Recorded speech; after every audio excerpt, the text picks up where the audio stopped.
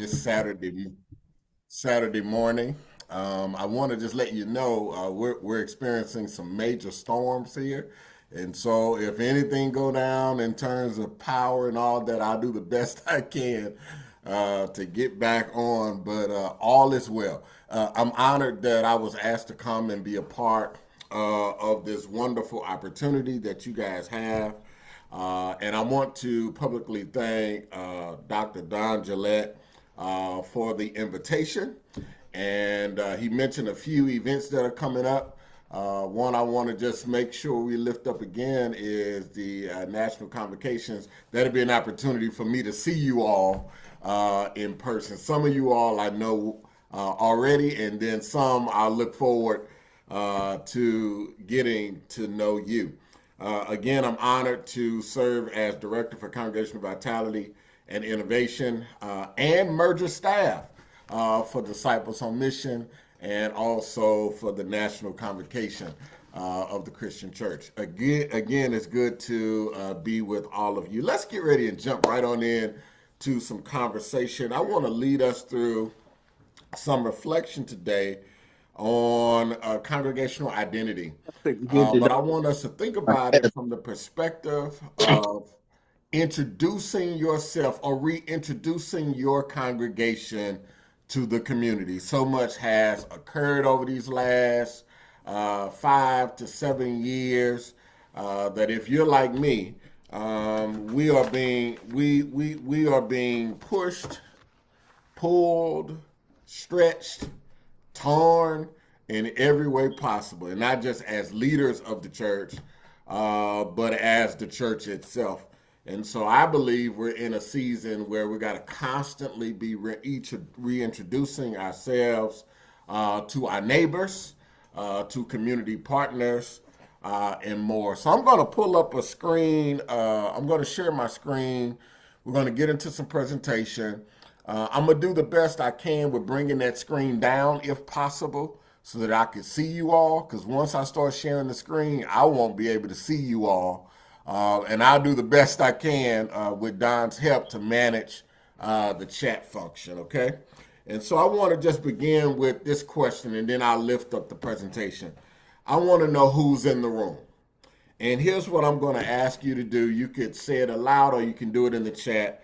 I want you to tell me your name, your church name, city and state, and your role within the congregation. And if you are in leadership at the judicatory level, you can do the same. I want to know your name, church name, city and state, and your role within the congregation. So you can do this in the chat now.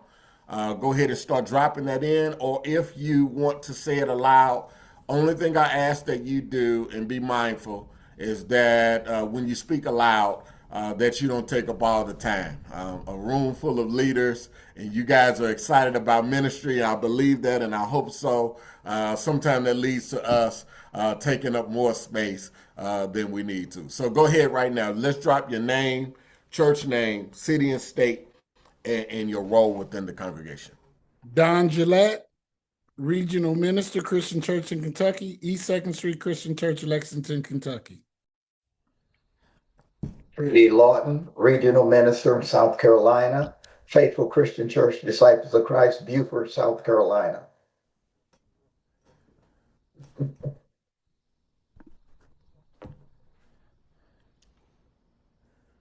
Timothy Abel, Second Christian Church, Lawrenceburg, Kentucky. I am the pastor there. I just want to say, what's up, bro?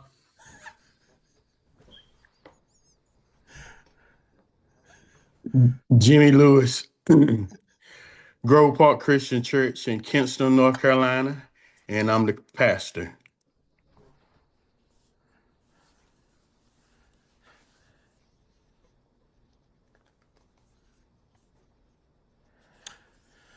Okay, I'm assuming the others that are not on screen, I do see some messages in the chat. From good morning from Cynthia Johnson, pastor at Allendale in South Carolina. In Allendale, South Carolina. Welcome. and Melissa Ernest, First Christian Church in Dawson Springs, Kentucky.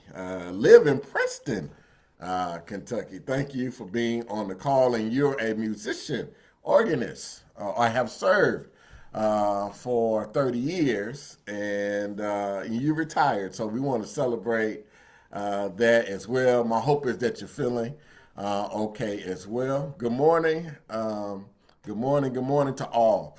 And so I just want to kind of know who in the room, because I think that's important for me to understand contextually where you guys are serving. Greetings, Daryl from High Street. I want to know where you guys are serving and in ministry. And I want to be able to connect with you as we travel across the breadth of the church. One of the things I love about cohort gatherings is that you develop relationships, you develop partnerships and colleagues. I want to welcome Greater Cherry Grove, Hampton, South Carolina Associate Minister. You are welcome as well, and thank you for being here. I want to go ahead and ask another question to help me fully understand who's in the room.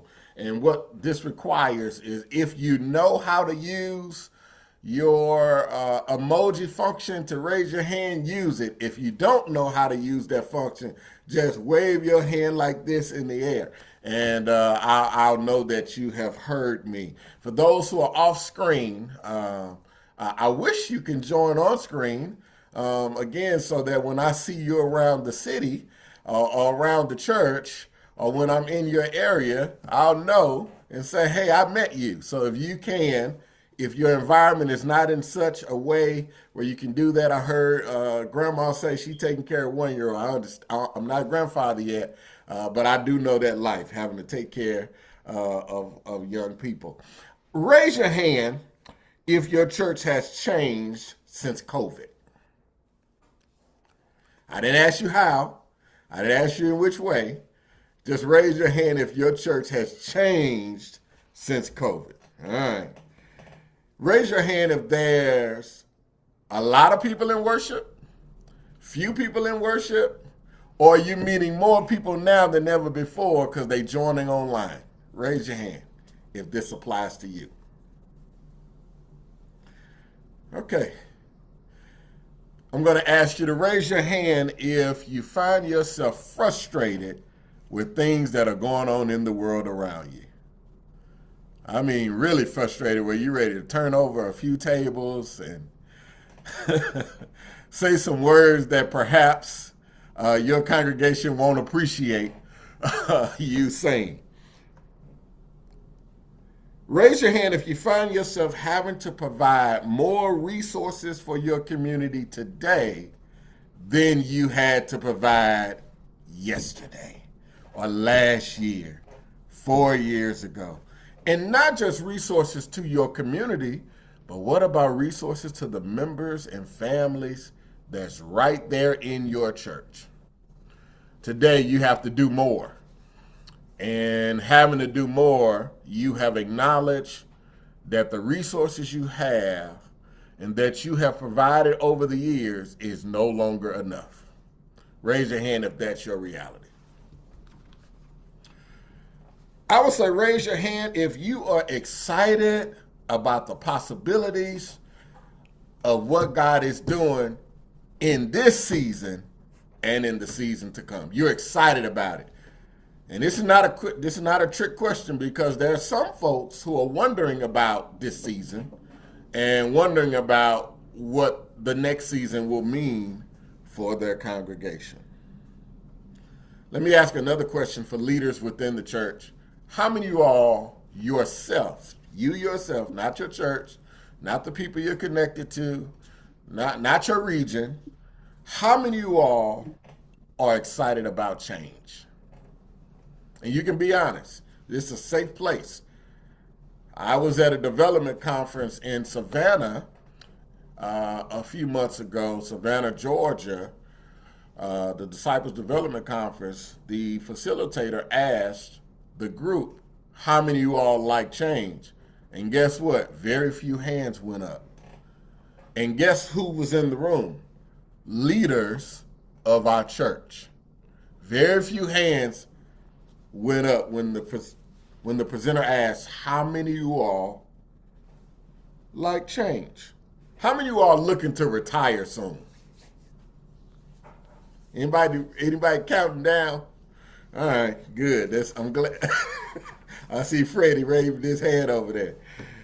So the idea, I want to know who's in the room, because when we talk about congregational identity, vitality, any of that, we bring all of what we're experiencing to the table. Let's be honest. None of us show up at the church on Sunday morning just as the person we want to present. We typically drag along, and we don't tell anybody about it. We drag along a suitcase of things that come with us, right? And so when we think about who we are, how we show up in systems, in family systems like a congregation, it is always important to be mindful of the things of how you feel, what you're thinking, and what comes with you. I'm going to share my screen because I want to share some objectives here today that I hope to scratch the surface on.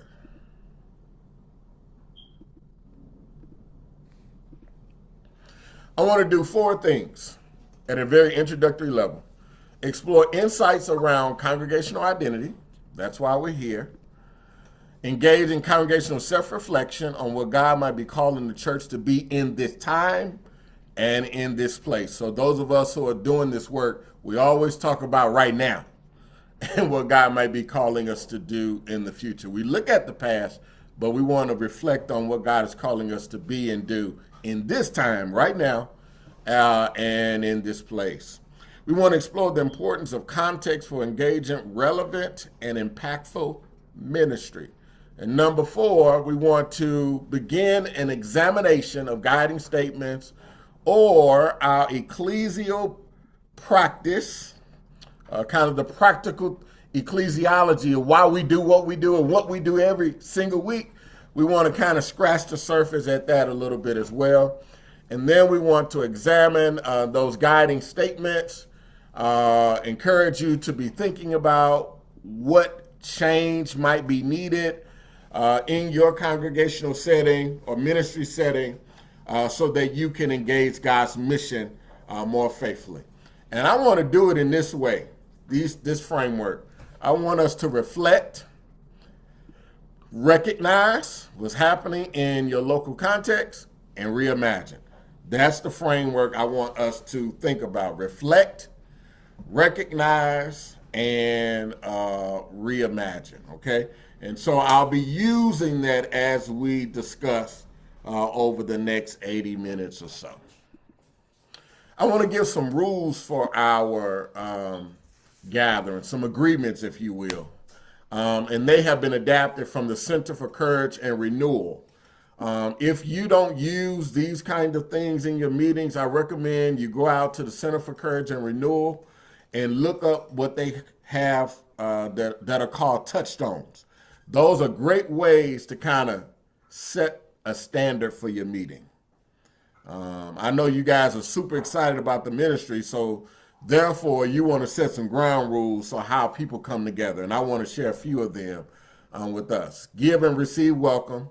I'm assuming you all have been in this cohort model for a while, so y'all should know each other well.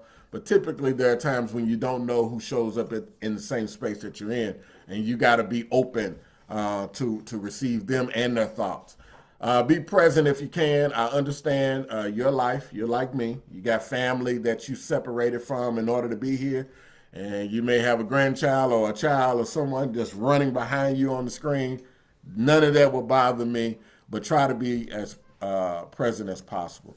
What is offered is by invitation, not demand. All right? It's no share or die situation. We're just inviting you into conversation. And I want to kind of go back to something Don said. If you don't want the world to know, perhaps this is not the time to share it unless you kind of get some clearance, because I'm going to ask some questions of you, and you might want to share some things. And I just ask you to be mindful that it's for, this will be for the public at some point, right? Speak your truth. And while speaking your truth, understand that your truth is not the only truth. All right? No fixing, y'all. No saving, no advising, no correcting one another. Let's make this a wonderful space for us to learn together. Learn to respond with honest questions. When the going gets rough, if something happens in you, if something is triggered in you from some trauma of your childhood or your life or something in congregational ministry, instead of just responding, just wonder, why did I feel this way? Turn to wonder if there's something that is said that challenges you in any way. Attend to your own inner teacher, and I will call that inner teacher is the Spirit. There's something that works inside of us that guides us, that speaks to us. Always be in dialogue with that as you're in dialogue with other facilitators, material, and more. Put it all together. I would say attend to your inner teacher. Trust silence and learn from silence. Sometimes we don't always have anything to say. And I'm not going to force you to say anything, but sometimes silence means it's speaking for itself, right? Know that it is possible to leave this meeting even on a Saturday morning, empowered and encouraged. Can we agree to this? And I want to just set some ground rules for Zoom, for this platform, that if you are speaking, just be mindful not to give us a dissertation, get straight to the point so that we can learn together and get as many voices in the room. So if you're hogging up the time, just be mindful that we want to get as many voices in the room. That's how we learn together, okay? I want to ask a question about scriptures. Drop in the chat scriptures that you think speaks to congregational identity. Scriptures that you think speaks to. This is not a test of your knowledge. If there's a scripture that speaks to congregational identity, drop it in the chat for us. And while you're dropping those in the chat, I'll come back and lift those up. I want to highlight Matthew 5:13 through 16. And I'm going to ask for a volunteer to read that aloud. Matthew 5:13 through 16 and Matthew 14:13 through 20. Matthew 5:13 through 16. Someone read that, and then we'll get another person to read Matthew 14:13 through 20. Has someone pulled up Matthew 5:13 through 16? Go ahead and jump out there and read it aloud.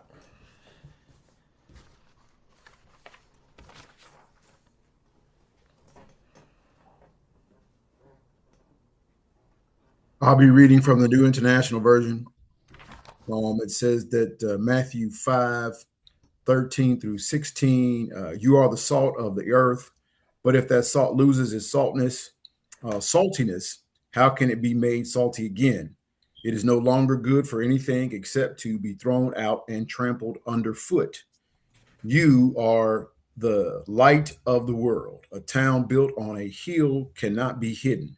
Neither do people light a lamp and put it under a bowl. Instead, they put it on its stand, and it gives light to everyone in the house. Thank you, sir. Matthew 14:13 through 20. A little interesting passage, but got some good meat in it.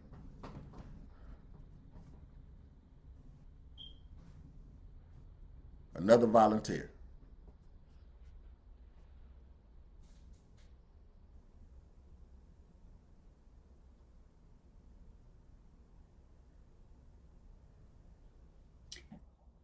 Matthew 14:32.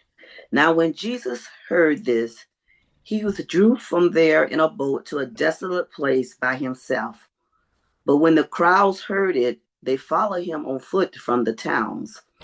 When he went ashore, he saw a great crowd, and he had compassion on them and healed their sick. Now when it was evening, the disciples came to him and said, "This is a desolate place, and the day is now over. Send the crowds away to go into the villages and buy food for themselves." But Jesus said, "They need not go away. You give them something to eat." They said to him, "We have only 5 loaves here and 2 fish." And he said, "Bring them here to me." Then he ordered the crowds to sit down on the grass, And taking the 5 loaves and the 2 fish, he looked up to heaven and said a blessing. Then he broke the loaves and gave them to the disciples, and the disciples gave them to the crowds, and they all ate and were satisfied. And they took up 12 baskets full of the broken pieces left over. Thank you. So when hearing those two texts, how might they highlight congregational or aspects of congregational identity? And I'm going to talk in detail about congregational identity in a moment, but how might they highlight what it means to be church, to do church in society?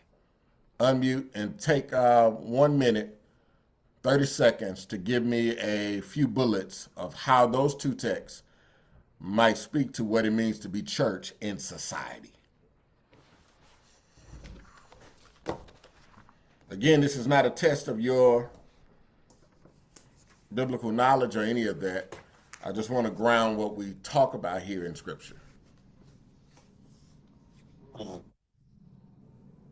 Perkins, I think in the Matthew 5 text, Jesus talks about you being an example for others to see. All right. As we represent him. And in the 14, Matthew 14, he talks about how we ought to have compassion and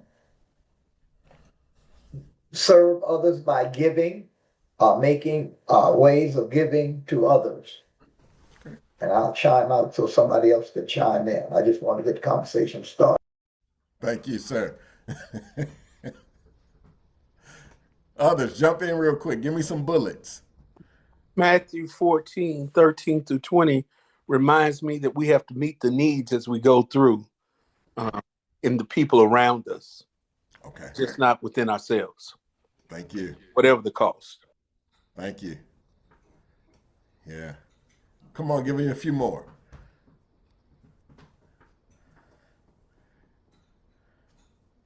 A few more ideas or thoughts. I'll share one. In Matthew 5:13 through 16, we get a vision statement. Y'all are the light of the world. They hadn't done a whole lot yet. They are the light of the world. They have something to aspire to. They have a responsibility to carry out what it is God or Christ is calling them to be and do in society. And without doing that, they lack relevance and impact. Others, jump in.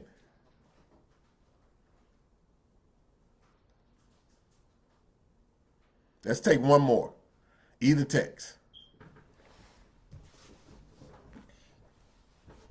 I'll just say that in Matthew 14, I think it calls us to understand that everything is about, there are a lot of things about service and us being servants, not only to the people of the church, but to the community.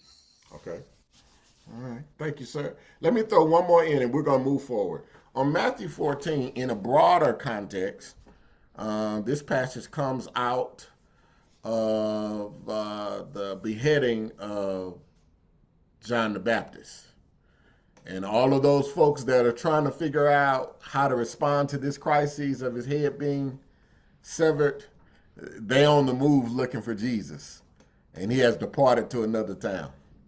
And so before we get to the Revelation piece where Jesus breaks bread and passes out bread, these folks are looking for him on foot. And he has journeyed out of the town by ship. And so for me, I see a model of various models or examples of what it means to be church and when church does not work well. Those folks are looking for Jesus and finally get to him. And guess who sends them away? It was the church. The people who are looking for Jesus probably is the church as well. And it is what Jesus does by offering this new thing he's demonstrating for them, reminds them that even in crises, I can still meet needs.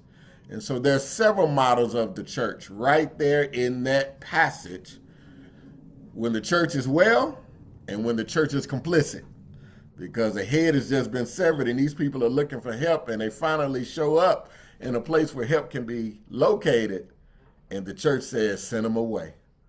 It's late. We're out in the wilderness. We're in a desert place. Send them home. And Jesus said, no, you don't need to send them home. And I'm going to paraphrase. He said, sit them down. He told everybody, sit down on the grass. And it is there where Jesus feeds them and demonstrates what it meant to be church in that particular context and in that climate. If someone were to ask you, what kind of congregation do you have? What would you say? I want you to fill in the blank. We are a blank congregation. If somebody were to ask you that, what would you say? We are a blank congregation. Fill that in or say it aloud. Put it in the chat or say it aloud.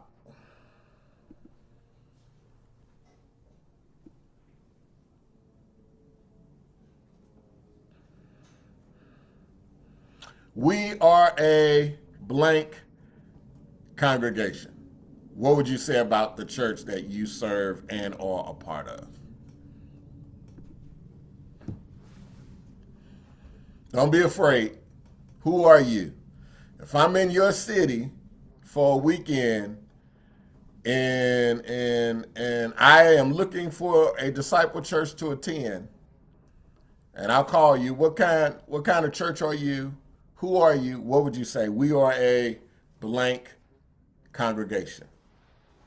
Small, rural. We are a small congregation, a rural. We're loving and welcoming. What else would you say? This opportunity to brag on your church, y'all. Come on. Be a good witness for the church. Or maybe it's some things about the church that you want to shift, and you might need to acknowledge that too. We are a blank congregation. Giving, perhaps. Maybe we're a congregation that's stuck.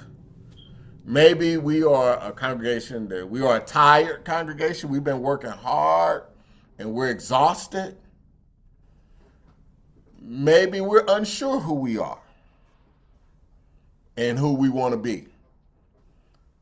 Maybe we're a maturing congregation. Maybe we are a church, a congregation, a community-driven congregation. You got resources, you're providing and meeting needs for your local community. Who are you as a congregation? I want us to be thinking about that over the next 20 minutes, because I want to spend a little time talking about the options that congregations have available to them in terms of who they are, and what they hope to be. I want to share a quote from Christina Jones Davis and Tim Shapiro in their book, The Formative Power of Your Congregation. Congregations are deeply felt public spaces where people come together to build deeper understanding of life meaning via shared practices. Such shared practices help individuals reinterpret their existence and feel a sense of belonging beyond their immediate social circle. So being a part of a congregation shapes who we are and contributes to a shared sense of purpose for everyone involved. And then Stanley Hauerwas writes in his book, Approaching the End, Eschatological Reflections on Church Politics and Life, the church is not simply a group of people who happen to believe certain things. It is a community of people whose belief in turn shapes their lives and identity as a people. I want to lift up a few folks that I work with today, and I want you to hear and see their understanding of what it means to be a church in society today. You guys have heard, perhaps have read the book called Thriving Church. If you have not, I spent quite a bit of time working with Aaron Cash and Corey Wilcoxon, but mainly Aaron on the Thriving Congregation Initiative with LTS and Disciples on Mission.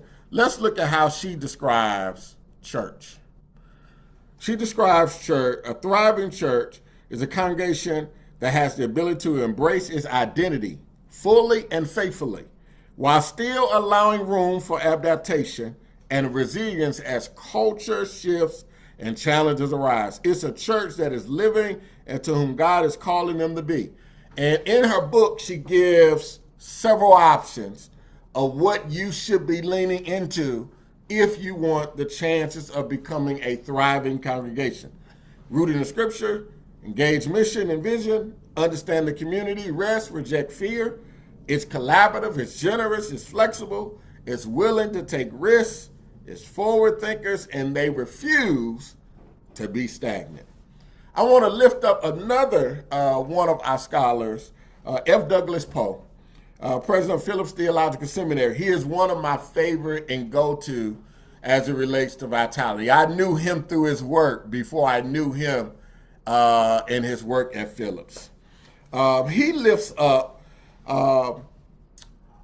a statement that Howard Thurman, a question that Howard Thurman put out there that identify characteristics of many local congregations.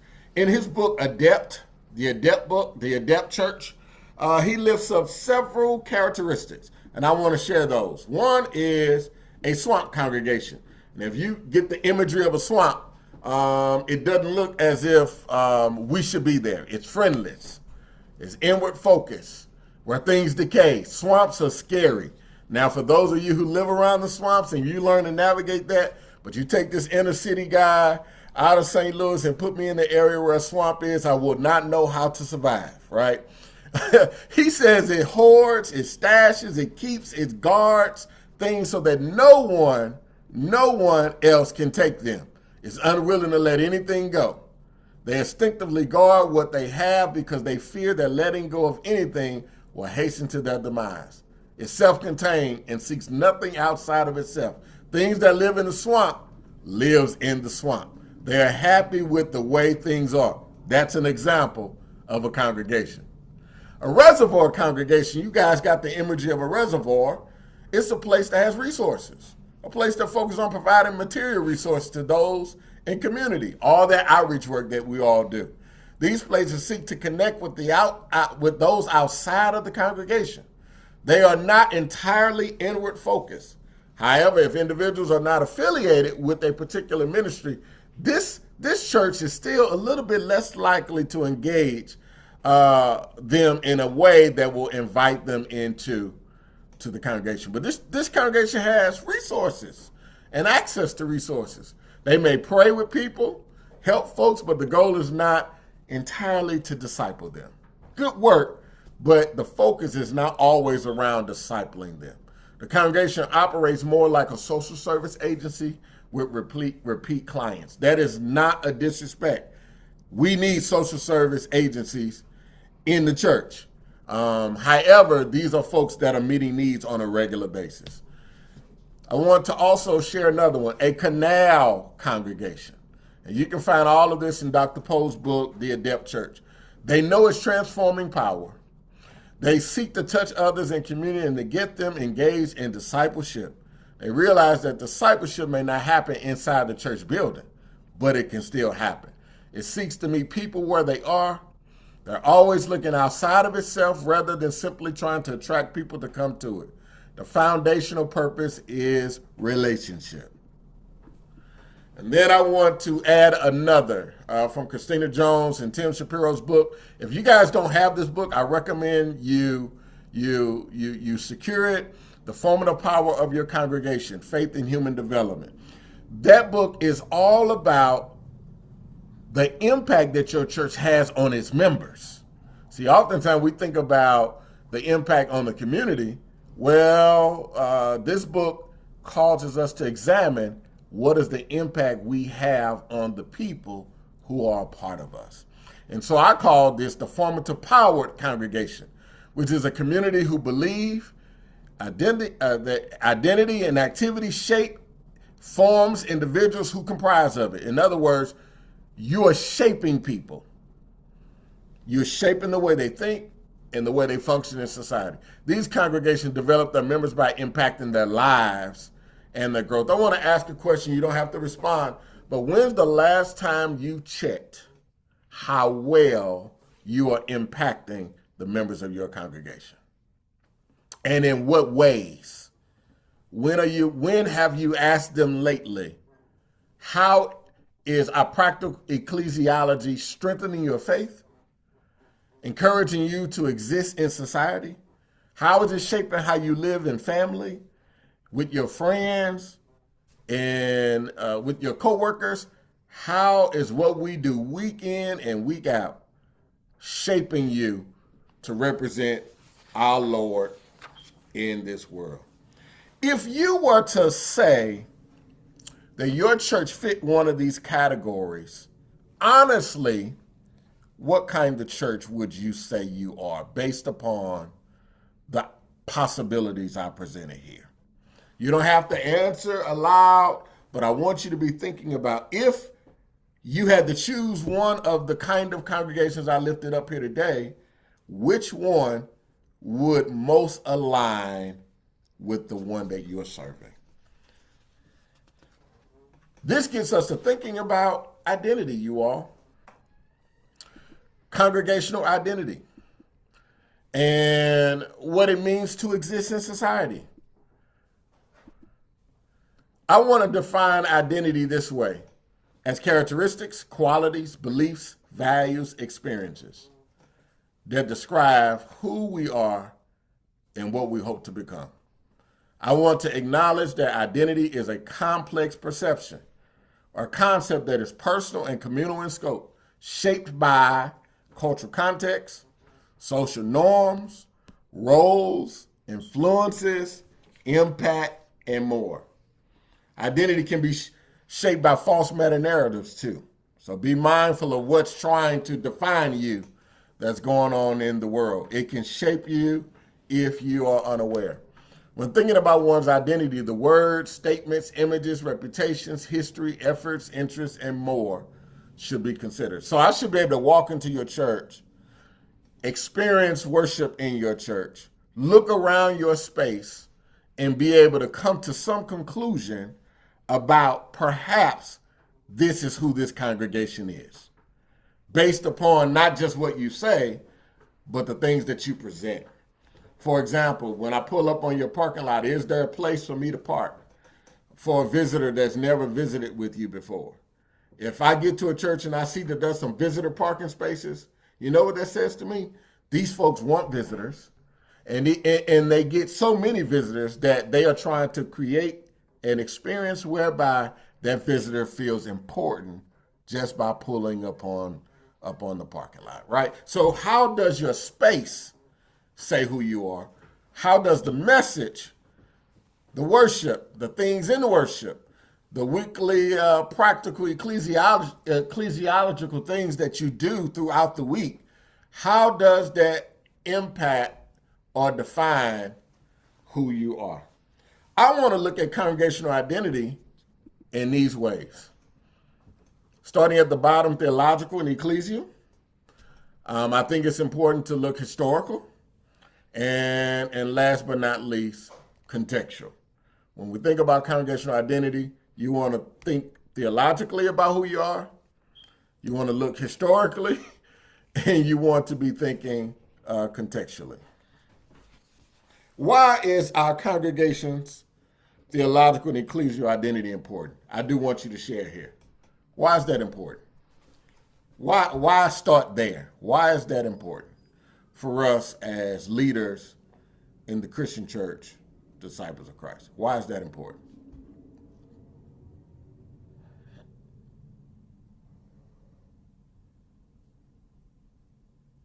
After all, we're a church, we're a movement. We are a gathered group of believers, but we don't just show up. We can gather at the country club. We can gather at the alumni association for our school. Why is it important for us to ground our identity theologically and ecclesially? I would just say that it gives us a foundation and an understanding of who we are and what we are. I'll start there. I think that what happens is whenever we do gather together, um, it helps us to have a little more strength and helps us to have that relationship that we need, that others can go out and actually help spread the gospel and to do the job that we're supposed to be doing. Okay. All right. In order to build upon a solid foundation. Yeah, man. So I'm going to be offering you all, thanks, Don, for the question. I do have some resources that I will pop in the chat that you guys can continue to think through this. And then I will also make this presentation available, because in the presentation, I have tons of questions that I think is helpful for you to go back to your lay leadership team and spend some time in conversation with them, okay? Build upon a solid foundation. I think it's important. It declares how we understand what it means to be church in society, because there's no one way of doing church in society, but it helps you to clarify it for you. What does it mean as a community of believers to do church in your context? It declares how a congregation understands God, Christ, Spirit, the authority of Scripture, humanity. What does brokenness mean for you? And also, what does salvation means personally and communally?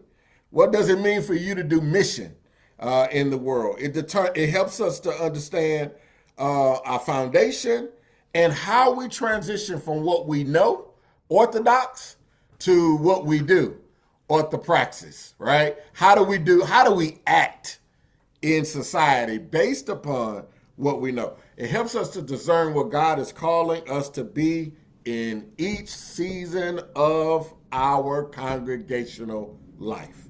It helps us to unify around core foundational principles. Like in the Christian church, we have several things that shows us what we stand for. The table is clear that we welcome all of God's people to the table, right? And the reason we do that, because God has what? Welcomed us. It's clear what we stand for. Unity, I believe, is our polar star. And so whatever we can do to be one within the church community, that's what disciples in the movement is all about. And so you want to be asking the questions, who is God for us in our congregation? Because that shapes your what? Actions and the choices. Who is Christ? What does it mean to be church? That will impact what? What you put on that budget, those budget line items, and how you're going to serve and engage the people. So our identity is not just who we say we are. It comes from a foundation that we build upon. I want to also think about our historical identity. I'm going to pull this back up again.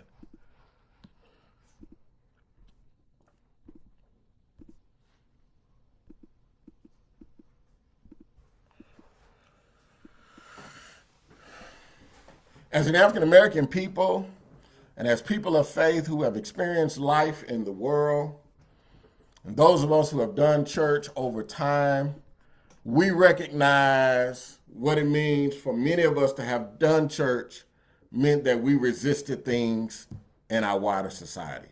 And so the Black church is not a monolith, but when we think back to our history, we didn't come together just to come together. We came together as a collective resistance to things that were going on in the world. And so when we think about our heritage, right? Think about your church, your congregation's heritage. You got to start asking yourself some real important questions about the redemptive story and how your church has played a role in that. You want to know the congregation's early intent and purpose for why it was formed. You want to reinforce in the congregation your ability to remember and celebrate the ways God has been active over time. One of the things in my former church, you all, we had a banner on the wall. And this banner we put up in maybe 2010. It had a reflection, a visual image of things that the church had gone through. The church was struck by lightning. The church had an electrical fire. The church had a major gas leak. The church had a windstorm that destroyed the community, some homes in the community, and played a role in leveraging resources from our governor to repair roofs. And I would imagine if they still have that banner, I'm not sure, given the tornado, something from the tornado will show up in that space. Our church was founded during the World's Fair. And many people celebrate the World's Fair, but for African-American people, the World's Fair offered some interesting possibilities, right? And so our church was born out of that, founded by 5 women. And not until this present moment has the church had a female pastor. And so you got to reflect on where the church has been, its heritage. You want to reflect on what worked over time, what didn't, what paralyzed it, what challenged it, what pushed it, what stretched it. You want to think about the missions of the past and how it shifted over time. You want to have a Sankofa moment where you can look back, grab from the past, and bring a few nuggets going forward. You want to know what your congregational ancestors were thinking about when they formed the church. You want to know what stories have shaped the church and its existence and identity over time. These are questions you should be talking with your elders within the community, trying to understand what's our historical identity, so that as we begin imagining what we're called to be and do today, we'll know what to grab from the past and move forward. We want to ask questions about our history in terms of what's inspiring us and what's challenging us. And here's something that I think is really important. You want to know from your community, what have this church been known for? What's the congregation's reputation? Those are some things that you should talk out with your leadership. I want to share something with you. Context matters. Y'all know this fella, Michael Jordan, one of the greatest basketball players of all time. When you see that image, you think about all the championships, all the wonderful game-winning shots. But what about when you see this? We're moving toward context. When you see that face is Michael Jordan crying as he gave his Hall of Fame speech. But if context matters, if foundation matters, if history matters, context matters, you will know that that face is often put on someone else's body in a moment of shame, right?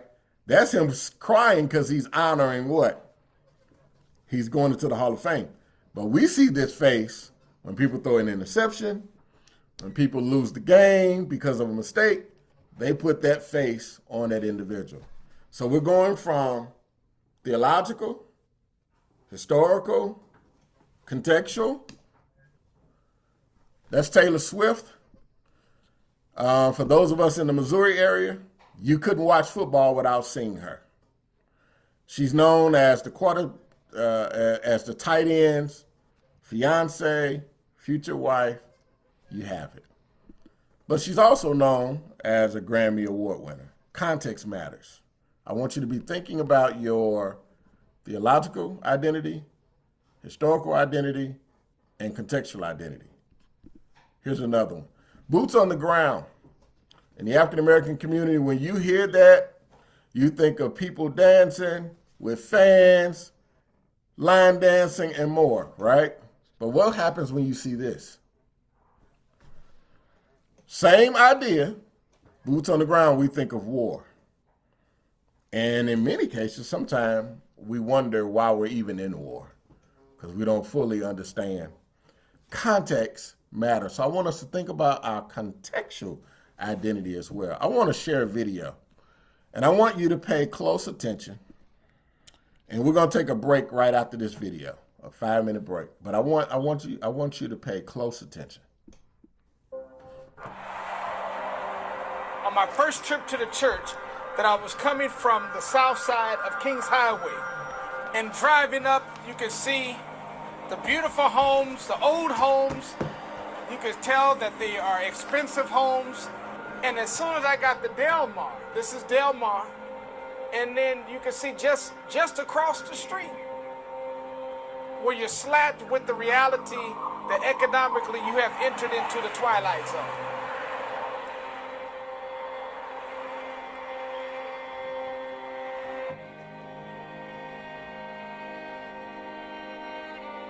You got $1 million opportunity here. You have no economic opportunity here.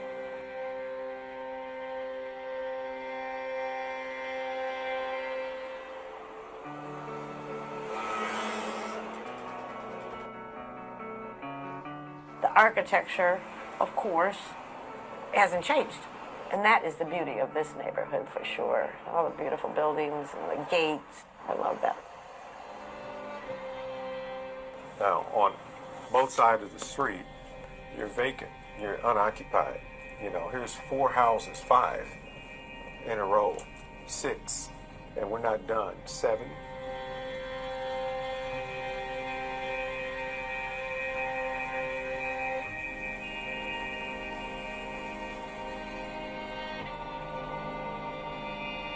A lot of drugs, you know, that need to be gone, you know. That's, people need to find them a real job, you know.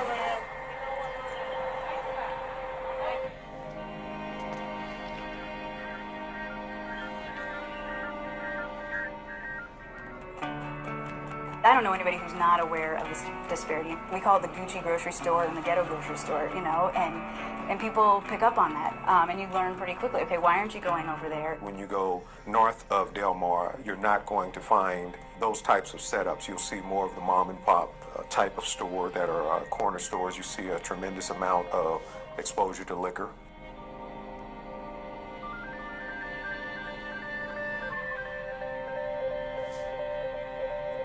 I think we've just gotten used to it. And in just getting used to, if I may use an embellishment, plantation living, you never think that you can live in the big house. So there's never a drive or a goal.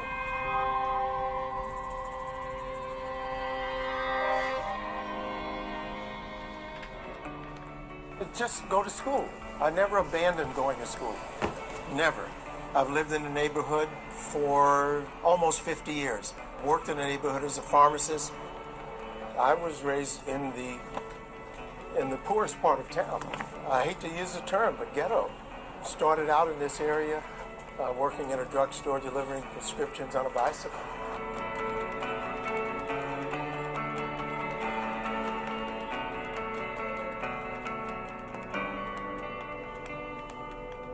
I think it's tragic in this regard. I think we have an opportunity to bring the city closer together. The busy lives and lack of personal contact, I must say folks don't look beyond what is their life. You want your kids to grow up as pure as possible, and that's why I think it is important for us to just expose them to everybody so that they don't get locked into these stereotypes.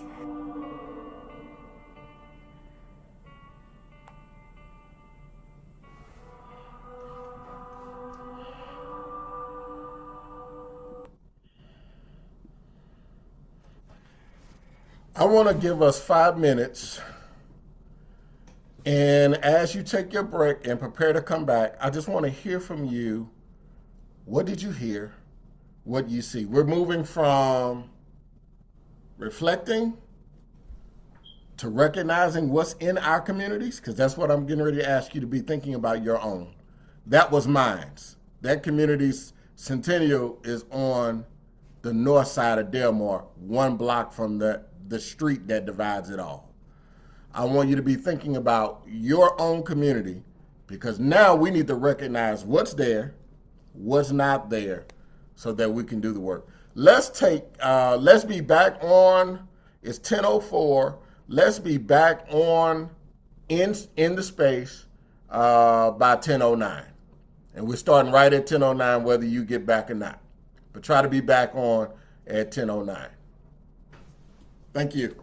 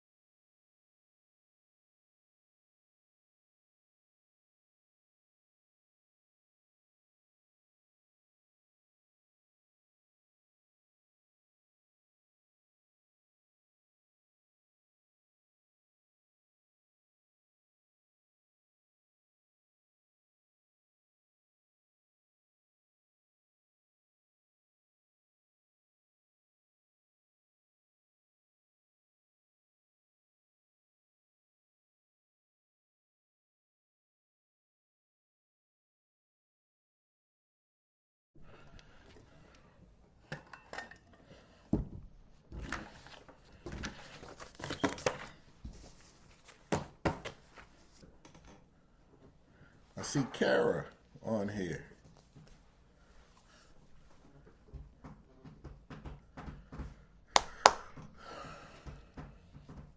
So Don, I dropped in the chat 3 resources that pastors and congregations could use to dig into these various components that I'm lifting up.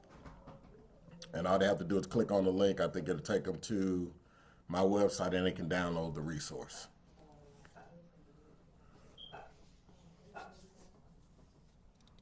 Thank you. I think that'll be helpful for. Yeah.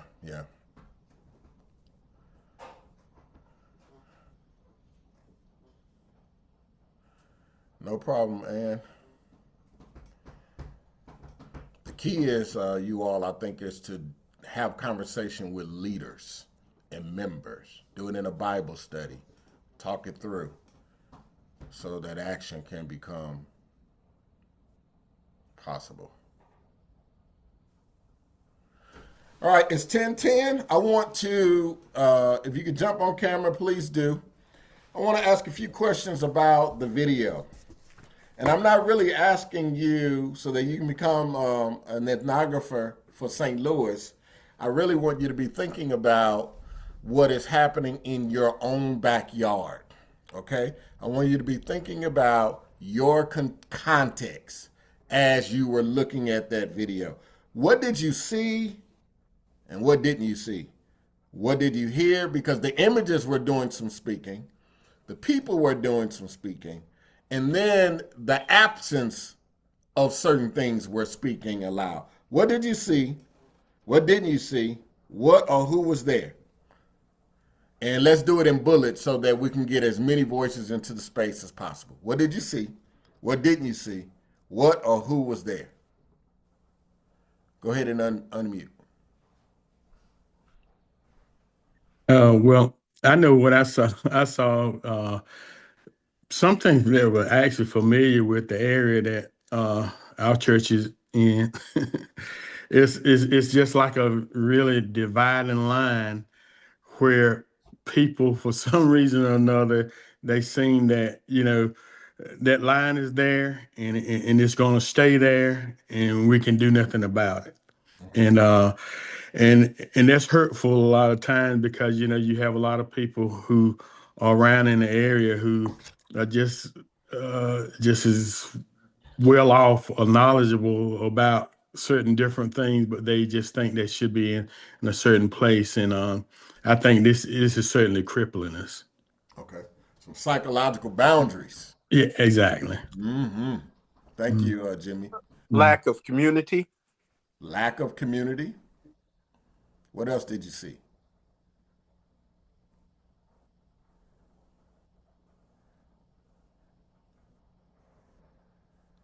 I would add to you all's list some systemic issues that's forcing the communities to be divided in that way.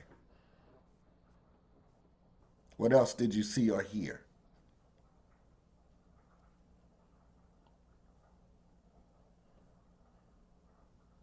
You can drop them in the chat if you want to do that. I'm trying to watch them as close as possible. Let me say why I shared that video. Congregations that engage in ethnography also learn how to be relevant in community. Meaning, an ethnographer does perhaps a spacewalk, a ride through. What you're looking for is patterns of behavior. On the south side of Del Mar, you saw people walking. You saw people sitting at restaurants on the corner. You saw people. You could tell that it's a jogging community. But on the other side, you saw nobody hanging out. You saw in the video opportunities for growth to help people flourish. And then on the other side, you saw risky behaviors, or you heard them lift up risky behaviors. That was done, you all, in 2014 during the when Michael Brown was killed. And let me be the first to tell you, haven't much much have not changed. More resources have been poured into the city of St. Louis, but not a lot has changed about that psychological boundary. When you're thinking about relevancy in society today, you have to be in tune with what's happening in your community. Rural community, it doesn't really matter. There are systems at work in all communities, and it is there where you must understand how God is calling you and your church to be and to act in society.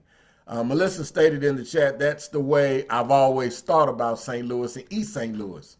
The river is the dividing line, absolutely. But in the St. Louis side, Delmar Boulevard goes through the city and the county. And the north side of it is the impoverished side, and the south side of it is the more thriving and flourishing side of St. Louis. And so where you are shapes who you are and what you do and how you interact with your neighbors and what your church should be offering. Context matters greatly. Regardless of what your historical identity says you are, regardless of what your theological identity says you are, you got to have that in conversation with your contextual identity. Where you're located, what's happening to the people in that community, what opportunities exist, and what don't. Engage in the ethnography. So you would have in the chat, I dropped in 3 resources that I think will be very helpful for you all to have a Bible study, sit down with your leaders, think this through. One is on mission, vision, values, sharing your congregational identity through guiding statements. The second one is on community engagement, research methods and strategies for local congregations. There's also a video webinar of that one on that same page as well. So you got a downloadable resource, and then there's a video resource as well on my page for Disciples on Mission. You want to see that. Washington University was my partner in that research that community engagement and research strategy that I introduced and shared with Disciples on Mission. Community partnership, expanding congregational relevancy and impact. Guess what? You can't do any of that if you don't know what's happening in your community. And so you want to ask these questions. You want to think about this. What do you already know about your community? What must you learn? Please continue to learn. What must you learn about them? What are the needs? Who or what is impacted by the realities going on in the community? You want to name all of the people who are impacted and who's not. And you want to know who benefits. Who benefits from the community? Not only who's impacted, but who's benefiting, right? What resources are there? What's missing? And here's what I love. You want to recognize where possible collaborations and partnerships might already exist. Right there in your backyard. You want to ask some deep questions, and I'm going to ask you right now, what's breaking your heart the most about your local community? What's breaking your heart the most about your local community? And the follow-up to that is, what can be done about it, and what is ours to do as a congregation? What's breaking your heart the most, what can be done about it, and what is ours? What is ours to do?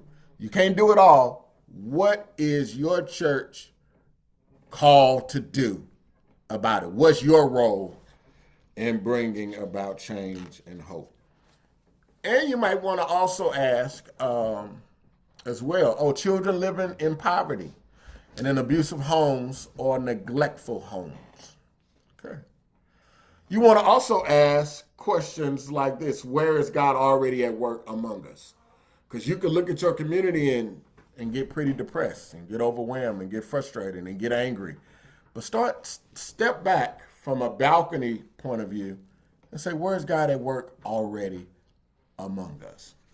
Right? You want to be thinking about this. And the reason you think about that, this is where you reimagine. Once you reflect on who you are, your historical identity, your theological identity, your contextual identity, and you recognize what's happening around you, those are moments and opportunities for reimagine who God is calling you to be today, in this season, and what God is calling you to be and do in the future. And the way to reimagine is to take a look at your guiding statements. How many of you all have guiding statements, value statements, mission and vision statements? I know some people are getting away from that, and I think that's okay too, but you ought to at least be able to recognize what y'all stand for and what you're in ministry for, right? Even if you don't have the statements, I think you should have some. But if you don't, you want to at least know, as a community of faith, this is what we stand for, and this is the way we represent Jesus to the world. I want to share 3 things that F. Douglas Poe recommends for congregations. Number 1, he said congregations must reclaim the spirit of their congregational ancestors and ask, what is our missional purpose for this community today? What is our missional purpose for this community today? Second thing, he says, we must listen to what is needed. This is what I'm encouraging you to do now. Get out there, listen to what is needed in the community, because congregations often like the sound of their own voices. Can I just encourage you all, don't become a church that plays the record of your own voice. You want to hear from other people. The third thing, congregations must not operate as lone rangers, but as active partners. And we're talking collaboration. We live in a society where partnering with others can help multiply our impact. So I want us to think about our guiding statements. Let me pull my screen back up. Oh, boy.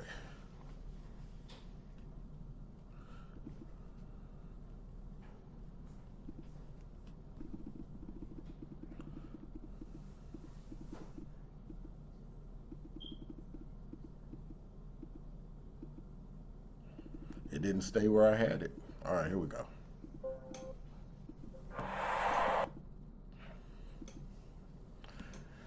In your local community, I want you to be thinking about these areas, and you could add others. Historical issues within the community, economics, weather-related events, human need, crime and violence, health, religious traditions that are in your community. Who can you partner with? Human behaviors. What does hospitality look like? Is community beautification needed? Are there any medical institutions nearby? Are there any entertainment venues? Food and nutrition. Are kids being fed or seniors being fed? Are there any senior services? You want to be thinking about where you fit in helping your community flourish. Is there housing? Do you have land that you could potentially partner with your local government or with the church to begin to provide some programming that address issues related to housing? What financial institutions are there? What city and county services? Now, I want to just highlight something there. In that video, what was lifted up is that the city services were different based upon the side of the street you live on. That sounds insane, that the same city department manages both sides of the street. And so you may want to have some dialogue, be in dialogue with your city and county services to figure out what ways your church. Employment. What does it mean to prepare people for employment? What does it mean to help with resumes? Maybe provide a professional development closet where people can come there and get shirts and ties. Whatever that means for you in your context. Think about what matters, what's happening, because you're thinking about relevancy.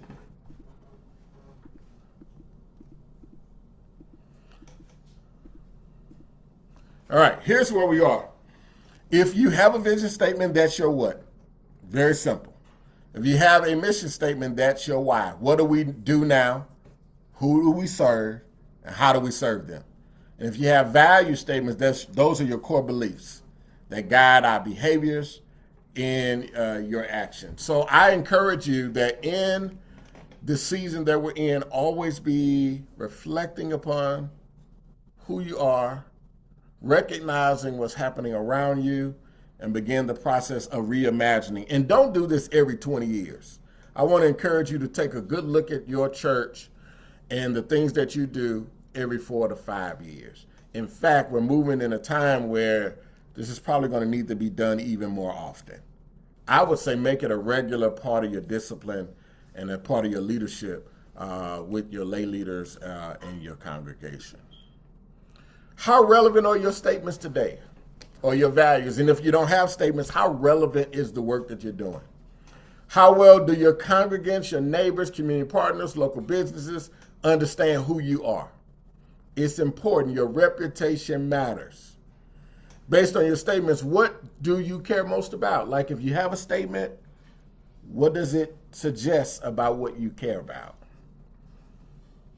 How does who we say we are impact our practical ecclesiology, our choices, our strategies, our budget, our programming, our missional efforts?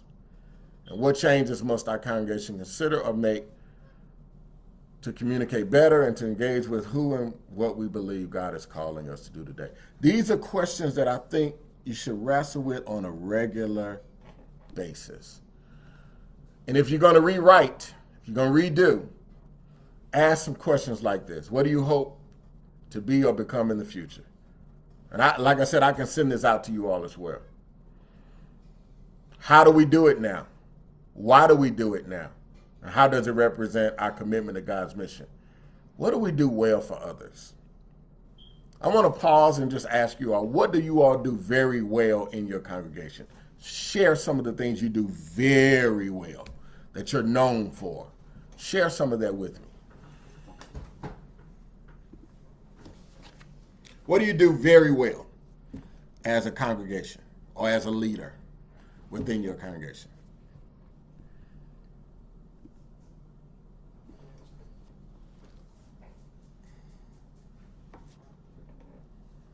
What do you do well?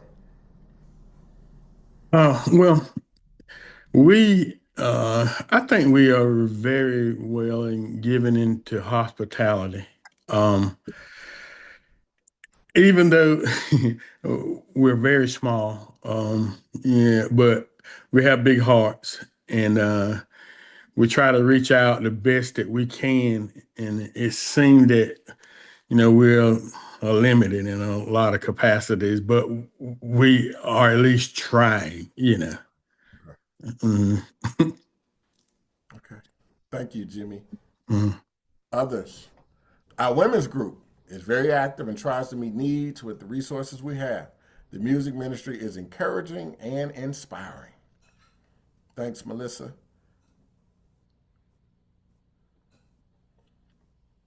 What do we do? I just want to follow up on what Pastor Jimmy was saying. I've not been in my church very long, but one thing I can say that the community knows and everybody else is that the church can cook, males and females. Okay. All of them can cook, and all of them, and pretty much, I would say, quite a few of them have gardens with fresh vegetables. Okay. All right. So look, we're almost out of time. Here's what I want to offer. I want to offer myself to you and your lay leaders. I want to offer these resources that were in the chat. I'm going to offer this PowerPoint to you all. Let me help you. Set up some Zoom meetings with your leadership team, and I'll set up something with you all, and we'll work through what it is you think you want to imagine.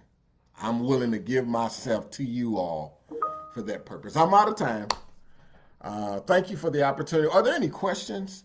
You can get my information. I'll make sure Don send that to you as well, and we can continue the dialogue. I know I'm out of time, but I was trying to push as fast as I could to get some information to you. I hope it was beneficial to you all. And thank you for sharing your church and your time with me. Don, I'll turn it back over to you. Thank you, Reverend Perkins. I want to just say thank you for providing so much information in such a short span of time. And I know that part of it is your willingness to help our congregations is genuine. Disciples, home missions, it looks to do that, and you're looking to do that. My only question is, how do we get this out there widespread? So many of our churches are having difficulties, and I think this identity piece is an important piece, as you've instructed us today. But since we can't go macro, we'll go micro and say thank you for giving us the opportunity with the churches that are within this grouping to be able to reach out to you, to work with them through leadership. Yeah. And so I just want to say thank you. You've come in, and in a short time, you've given us some resources, and we know you've got the experience, having collaborated throughout St. Louis on the north side of the street, south side of north side of the street, north side of Del Mar.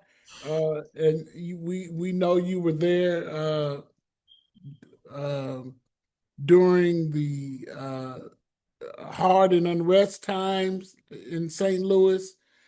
And so I just think this is valuable information for all of our churches, especially since a lot of them are in rural areas or they're small town churches. So so thank you. I want to say that, and then I want to allow if there's anybody else that wants to echo that or to say something through the chat or online while we're online now.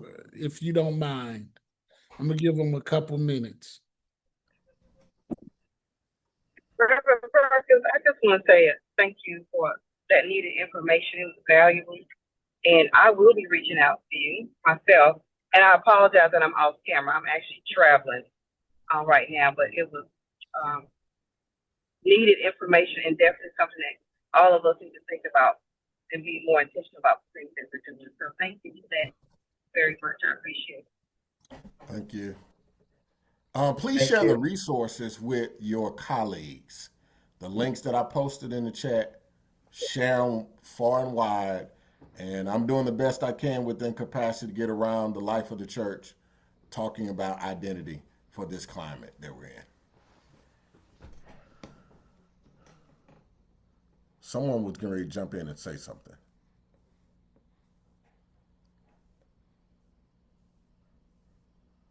But thank you so much. Don't hesitate to reach out to me. Don will make sure all of the handouts get to you.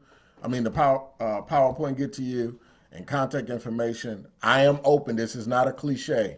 If there's a time I can jump on a Zoom with you and your lay leaders, if you're thinking through some particular things, I would love to walk with you in this work. And then if you're going to be at the National Convocation by end of session, I'm leading a workshop there that's going to be very similar. And so you can come and be a part of that and help me have that conversation with some more folks. Very similar workshop. But thank you all for allowing me to spend some time with you all. Hopefully I didn't overload you with all of that, but I think it's important for us to begin reflecting on it while we can, before things get to a place that we can't revive and restore. Let's start thinking about it now. All right. Thank you all. Thank you. Thank you. Have a great one.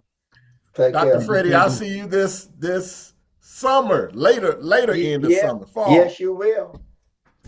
I'll see you at the convocation, and I'll see you later in the year. Yes, sir. Twice.